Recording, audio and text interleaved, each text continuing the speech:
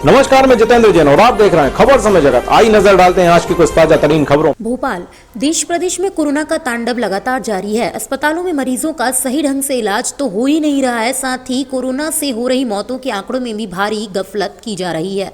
इस संदर्भ में चिंतक विचारक अशोक त्रिपाठी ने प्रशासन और अस्पताल प्रबंधन की मंशा पर गंभीर सवाल खड़े किए हैं। श्री त्रिपाठी का कहना है कि कोरोना मरीजों का सही ढंग से इलाज नहीं हो पाना और लूट घसोट के मामले सामने आना दंडनीय अपराध है। वहीं प्रशासन द्वारा आंकड़ों की बाजीगरी से अपनी नाकामी छिपाने से लोगों में आक्रोश बढ़ रहा है।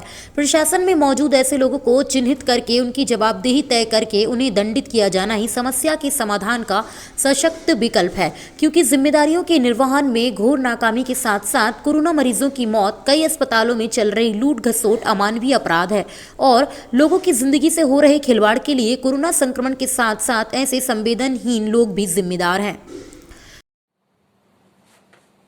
देश प्रदेश में कोरोना का तांडव लगातार जारी है।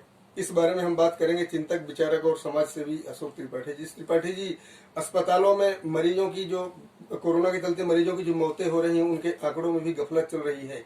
मरीजों का ठीक से इलाज उपचार भी नहीं हो पा रहा है। मुझे लगता है कि शासन प्रशासन के लोग कहीं न कहीं आंकड़ों की बाजीगरी में ज्यादा व्यस्त हैं। इस बारे में आप क्या कहना चाहेंगे? देखिए, चाहे प्रशासन हो, चाहे अस्पताल प्रबंधन हो, चाहे सरकार हो, चाहे विपक्ष हो, मुझे कहने में कोई संकोच नहीं है कि कोई भी अपनी भूमिका का निर्वहन ठीक से नहीं कर रहे हैं। 98% लोग घर में ठीक भी हो रहे हैं और सकारात्मक सोच, सात्विक सोच और समुचित खान पान, प्रोटोकॉल का पालन करके ठीक हो रहे हैं। उसकी बहुत पॉजिटिव स्टोरीज हैं, मीडिया नहीं ला रहा है। पिन पॉइंट कुछ लापरवाही है और वो कुछ लापरवाही इतनी भयावह है कि अस्पताल प्रबंधन हो, प्रशासन हो, सरकार सफेद शाह झूठ बोल रहे हैं।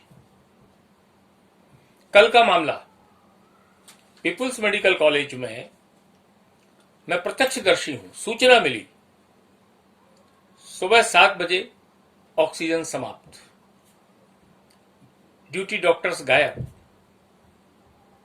अन्य कर्मचारियों में भगदड़, मरीज दर्द से दर्जनों मरीज तड़फ रहे, करा रहे। अनेकों स्थान पर फोन लगाए गए, लेकिन क्या सत्ता पक्ष और क्या विपक्ष और क्या प्रबंधन और क्या प्रशासन, कोई आगे नहीं आया। अफरा तफरी का माहौल था और सुबह 7 से लेकर 9 बजे तक दर्जनों लोग ने ऑक्सीजन की कमी से कराह के दम तोड़ दिया। नैतिक साहसी होना चाहिए। हाँ, ये चूक हुई, लापरवाही हुई, प्रबंधन पर कार्रवाई करेंगे। उन भर्ती पेशेंट्स के लाखों रुपए के बिल लेने के बाद उस प्रबंधन की जवाबदारी थी कि उनको ऑक्सीजन मुहैया कराई जाती। इतनी प्रशासन कह रहा है इन्होंने देर से सूचना दी। आधी अधूरी अलग अलग बात आ रही है, नहीं तो हम इंतजाम कराते। दूसरी तरफ प्रबंधन कह रहा है नहीं, ऑक्सीजन की कमी से मौत नहीं हुई, किसी की लिवर से, किसी की किडनी से, किसी के हार्ट फेल्यूर। अरे भाई, जब ऑक्सीजन की कमी होगी, व्यक्ति तड़पेगा तो कोई ना कोई तो ऑर्गन फेल होगा। प्रबंधन ने भी मूर्ख समझ रखा है जनता को। ऑक्सीजन की कमी के बाद कोई ना कोई ऑर्गन फेल होगा, उसकी डेथ होगी। सरकार के मंत्री हो या प्रवक्ता सफेद स्याह झूठ बोल रहे हैं। ऑक्सीजन की कमी से मौत नहीं हुई, ऑक्सीजन की कमी से मौत हुई।